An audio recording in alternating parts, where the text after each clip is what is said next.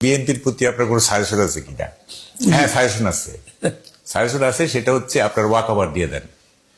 আপনারা walk over দিয়ে দেন, কারণ এইবার যারা ক্ষমতায় আসবে, আপনারা আসেন বা জামাত আসেন, তারা কি অকল্পনীয় সমস্যায় পড়বেন সেটা ভাবতে পারতেছেন না।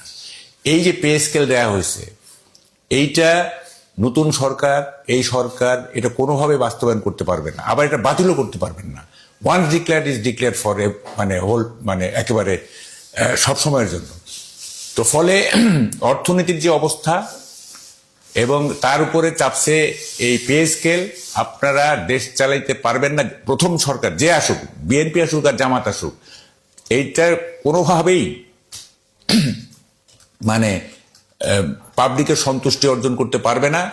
এবং 3 মাস, 6 মাস, 1 বছরের মধ্যে এই সরকার অসম্ভব রকম অজনপ্রিয় হয়ে পড়বে এবং পরের বার যিনি আসবেন তাদের একটা ফেয়ার চান্স থাকবে।